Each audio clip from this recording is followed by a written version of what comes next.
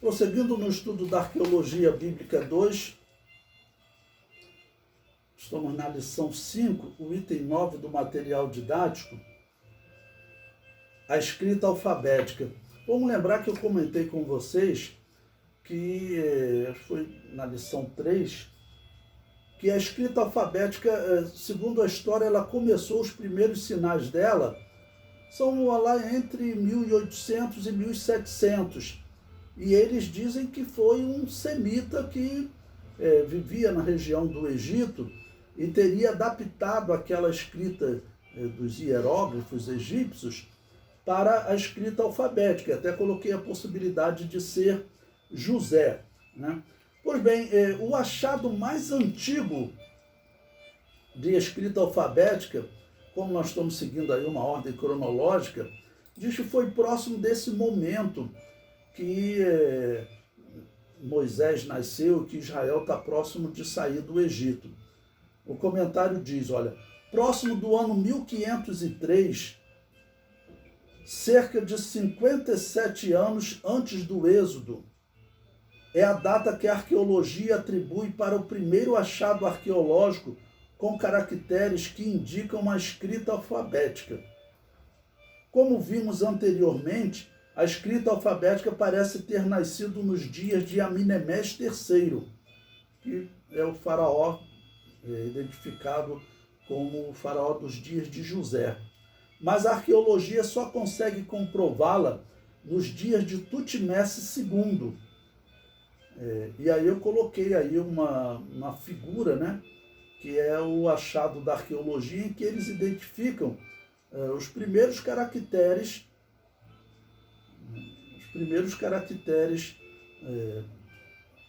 que vão gerar a escrita alfabética, né? A primeira representação alfabética. Aí tem esses símbolos aí para vocês poderem encontrar.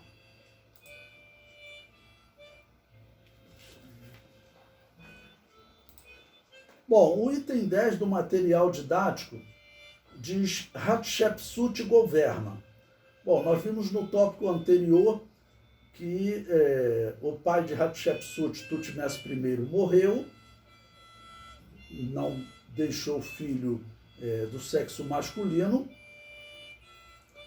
Hatshepsut casou com o irmão dela, Tutmés II, que também morreu, e Hatshepsut casou com o filho do irmão dela, Tutmés III, que tinha 3 anos de idade. Então, o que ela vai fazer? Ela vai assumir o governo, e é nesse ponto que ela vai tirar o seu irmão de jogada, né? Esse seu pseudo-irmão, né? Hatshepsut se considerava a herdeira de fato do trono de Tutmés I, pois era filha da sua esposa legítima. Tutmés III era filho de uma esposa secundária de Tutmés II, que por sua vez era filho de uma esposa secundária de Tutmés I. Ou seja, segundo a história egípcia, ela vai, nesse período então, pegar e se tornar governadora e tentar tirar o seu irmão de jogada. O comentário prossegue. Quando Tutmés III nasceu em 1506, Moisés contava com 20 anos de idade. Quando Hatshepsut usurpa o poder de Tutmés III, que aí, segundo a história, foi em 1500 a.C., Moisés contava com 26 anos de idade e Tutmés III com 6 anos de idade. Ou seja, Tutmés III ele vai ser isolado e Hatshepsut vai colocar Moisés como seu filho. Isso aparece na história egípcia? Não. Na história egípcia não aparece uma tentativa de Hatshepsut, tá bom, de chegar a apresentar um filho. O mais provável é que ela estava criando Moisés e tentando convencer ele, né, a ser chamado de seu filho, de filho de Hatshepsut. Mas Moisés, conhecendo a sua origem, ele rejeitou. Que momento da história também Moisés teria rejeitado ser chamado filho da filha do faraó? Nós não sabemos. Certamente, claro, foi antes dele matar o soldado egípcio e depois ter que fugir. Hatshepsut havia até simulado uma troca de sexo para se manter como faraó. Ela se retratava como homem, fazendo uso inclusive de barba postiça. A arqueologia comprova isso. Existem estátuas de Hatshepsut, ela com uma barba postiça, se passando, né, por homem, para ela ficar realmente no poder. E assim ela tirou seu irmão Tutmés III de jogada. Mas, segundo a arqueologia, essa atitude só visava poder. Na verdade, Hatshepsut continuou mulher, tanto que para a maioria dos arqueólogos, ela tinha um amante chamado Senemut. Se você procurar no YouTube, tem um documentário interessante sobre Hatshepsut e conta a história dela com esse amante, ou seja, ela na verdade era mulher, tá ok? Mas como ela não podia se casar, porque ela era casada com Tutmés III, né? Tá ok? Então ela se passou por homem, usava barba, mas diz até que nas festas egípcias, que tinha aquelas festas que ocorria muita bebida, muito sexo, ela estava lá com Senemut. Isso é o que contam os historiadores, né, os egiptólogos. O comentário prossegue. Uma pergunta se faz: por que ela simplesmente não casou com esse amante? Por que ela se passava por homem para manter o poder e, segundo a tradição egípcia, ela deveria casar-se com Tutmés III, filho de Tutmés II, logo da descendência real, ou seja, ela não poderia casar com outro homem. Ela tinha que casar com seu irmão para, de alguma maneira, seguir aquela tradição de Osíris que se casou com a sua irmã. Eu coloquei aí uma imagem de uma estátua encontrada, né, de Hatshepsut. É interessante porque nós estamos vendo aí o rosto da mulher que pode ter sido a mulher. Tudo indica que foi a mulher que adotou Moisés e quis fazer de Moisés o seu filho. Tá bom? Então você pode ver ali, ela tem como uma barba na parte de baixo do queixo, retratando, e diz a história que ela andava assim como uma barba para que os egípcios olhassem para ela como homem. O comentário diz: Hatshepsut assumiu o governo do Egito em 1504 a.C. Moisés deveria contar com 22 anos. Como Hatshepsut não conseguia filhos, teria planejado fazer de Moisés seu filho. Talvez estivesse nos planos de Hatshepsut colocar Moisés como seu substituto no trono, é o natural. Se a Bíblia diz que Moisés recusou ser chamado filho da filha de Faraó, se ela quisesse, né, não, você diz que você é meu filho, de alguma maneira, tentando enganar o Egito, que ela teria conseguido gerar realmente um filho, e assim ela colocaria Moisés como faraó do Egito. Tá bom? Então colocar Moisés como seu substituto no trono, visto que ela não considera filho a seu marido Tutmés III. Desculpe, ela não concedera filho a seu marido Tutmés II, e seria obrigada a casar-se com o filho da esposa secundária de seu marido, que é Tutmés III, né? Ou seja, se antes ela já não tinha gostado, certamente, de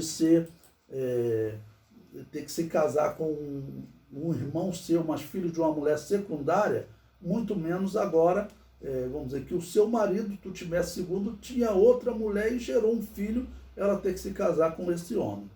O comentário prossegue. O autor aos Hebreus nos informa que Moisés recusou ser chamado filho da filha do faraó. Então vamos ler Hebreus capítulo 11, versículo 24.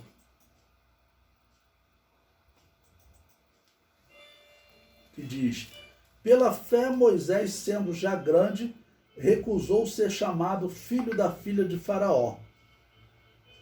Entendendo como era a vida nos dias de Hatshepsut, podemos entender o que significaria Moisés dizer sim e o que significou ele dizer não. Foram encontrados relatos da vida cotidiana do Egito nos dias de Hatshepsut. Hatshepsut tomou uma decisão diferente dos faraós anteriores, inclusive seu marido Tutmés II e seu pai Tutmés I. Ela autorizou uma festa que os anteriores não autorizavam. Nessa festa, uma espécie de carnaval, os participantes deveriam beber sem parar até ficar extremamente bêbado. Depois, a festa tornava-se uma grande orgia. Além de pervertida, Hatshepsut era usurpadora de poder, pois tomara indevidamente o trono de seu enteado. Ou seja, Moisés certamente sabia disso tudo. Então Moisés estaria participando de uma atitude muito ilegal dessa mulher, né? Ilegal, né? Dessa mulher tomando poder, e também esse carnaval, vou chamar assim, que estava no Egito, uma festa que os historiadores dizem que tinha faraó anterior que nem autorizava, porque era uma orgia em que as pessoas bebiam até perder completamente o controle. O comentário prossegue. Se Moisés aceitasse ser chamado filho dessa mulher, estaria participando de todas as mentiras que a sua mãe adotiva organizou para chegar a ser faraó. Aceitar ser chamado filho da filha do faraó provavelmente envolvia Moisés negar toda a sua ascendência dos escravos, o que seria uma grande traição, e por fim participar de uma mentira que afirmaria ser Moisés filho legítimo de Hatshepsut, para que ela conseguisse descartar de vez o seu enteado Tutmés III. Essa seria uma interpretação possível do texto de Hebreus 11, 24, né? Que diz que ele rejeitou ser chamado filho da filha do faraó. Bom, então a arqueologia ela nos proporciona algo interessante. Nós podemos conhecer a mãe de Moisés, podemos conhecer o homem, né? Tutmés I, Ahimose I, os homens que fizeram guerra aos israelitas, escravizaram eles, decidiram matar os meninos. Claro que o pai de Hatshepsut, ele foi o homem que criou essa ação, ou então ele estava mantendo de faraós anteriores dele, porque nos dias de Hatshepsut, seu pai já era rei, e ela vê o menino sendo jogado no rio. Ela vê o menino no rio e ela diz, é do filho dos hebreus, ou seja, alguém colocou ele aqui porque não queria que alguém matasse o menino. Então aquilo era sabido, era conhecido de todos. Nós não temos como afirmar se Moisés, de alguma maneira, foi educado pela sua mãe e a sua mãe contou a verdade para ele. Nós não temos como saber isso.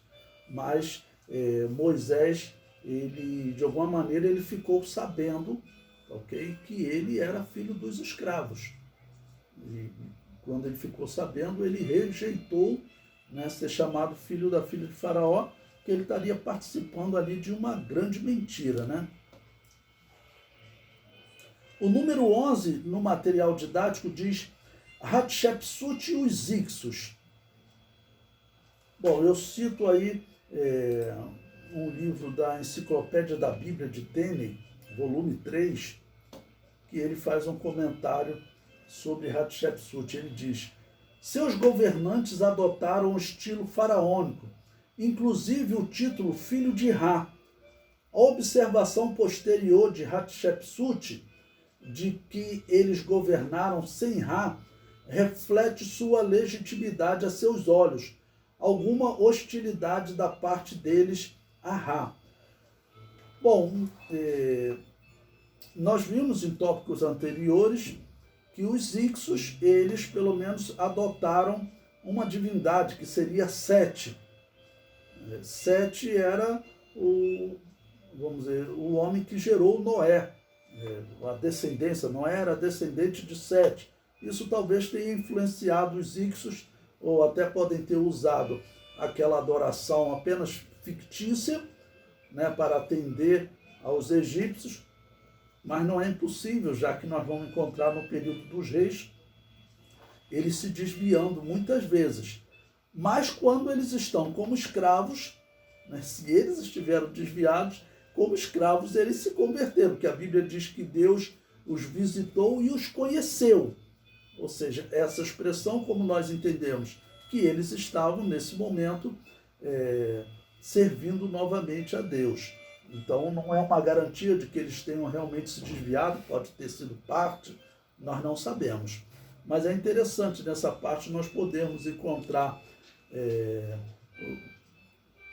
a imagem da mulher que adotou Moisés, okay? E conseguir perceber esse panorama histórico que envolveu Moisés, ele dizer não, porque ele disse não, e até, como nós veremos mais à frente, encontrar o homem que planejava matar Moisés por conta disso. Por quê?